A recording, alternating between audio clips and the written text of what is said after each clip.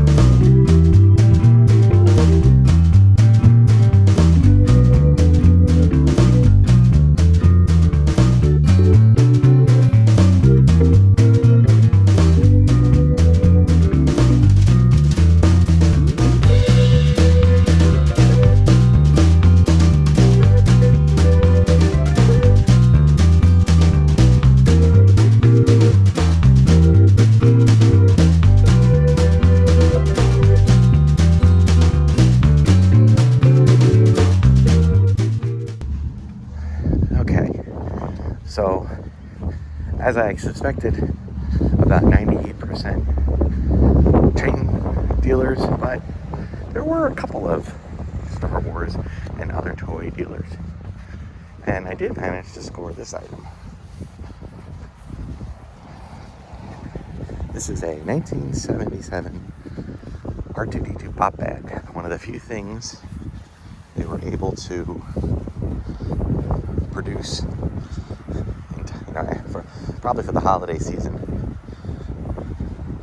And this person wanted $10. Now I will say it's probably seen better days. It's a little bit scuffed up and damaged, but it does hold its air. It has no patches on it. And frankly, I've seen these go for anywhere between $200 to $800, depending on condition and whether or not we have the box. So I might just kind of keep it inflated as part of the display, or maybe I'll put it out in the sale. In addition to, you can see him in the back there, my R2 taking a back seat. There was a guy with a box full of beater vintage figures, so I picked up a couple of items here. He gave me a deal on them. They were actually quite reasonable, and definitely something I can either use for customization or flipping. We got another Imperial AT-AT Commander, and of course match him up with another Hoth Trooper. Good army builders. And I was on a Chewbacca fix, so picked up not one and not two Chewbaccas, although these two are pretty much, they're pretty good. They're the limbs are pretty stiff, they're not too loose. So yeah, if I can get some bowcasters for these guys, I could definitely make a little profit on that. And then of course we have another Chewbacca and another Chewbacca, but these guys, you can see they're a little bit discolored.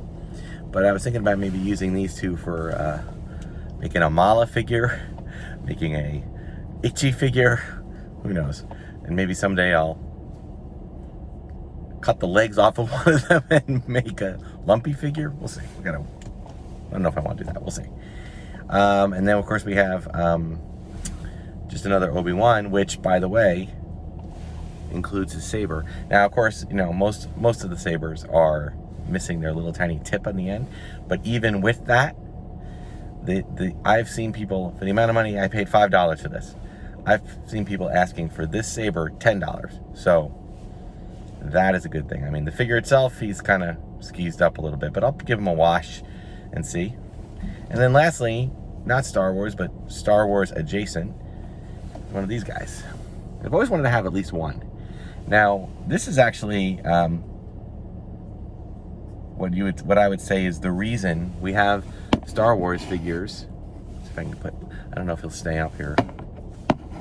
He'll fall, but this is the reason we have Star Wars figures, 3 3/4 inch Star Wars figures. It's this little guy, or guys in his line called the Little People Adventure set, or Little People Adventure People. Fisher Price was put out by Kenner, and Kenner, or I guess was Kenner that put it out? No, I guess it was Fisher Price. I don't know if that was part of Kenner. No, but Kenner grabbed the Kenner designers needed to find figures that were similar in size to sculpt them. So they took figures like this and they made them all into figures that are reasonable facsimiles to Luke and Vader and Obi-Wan and Han and Leia. And that's what they presented to the execs, to, as concepts and proof of concept, if you will. And they went with it, and then that's why we have the figures we have. So this little guy just deserves a little spot in our Star Wars collection for no other reason than if it wasn't for this guy, we wouldn't have any of the other ones. So, like it or not. So anyway, thank you so much for watching, guys. It ended up being a pretty fruitful experience. I didn't spend too much money, but I picked up a few items. One nice thing, if you go to a place where there is the focus is elsewhere, that means that when you do see somebody selling Star Wars, you may have a better shot of getting a deal. They may be sitting there, and but then again, it could go the other way. They may be sitting there hoping they'll find someone like you, like a Star Wars person, and try to take advantage of that. But more often than not, I found that the deals are good. It's also, especially if you go to the second day and you see somebody sitting there on their own, they often try to work out a deal. So same thing with flea markets, you know, antiques, like live antique centers. When I say live, I mean not the ones where they're they're just, you know, units all set up and there's price tags all affixed. It's not like that.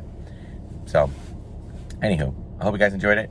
Thank you so much for watching. Check out your local toy and train shows. All right, and like me on, do a like, subscribe, do other stuff, and check me out on Instagram, Bluesky, and Darth Tuba's unboxing page on Facebook. Check out all my other content and playlists. Until next time, folks, may the Force and the toys be with you.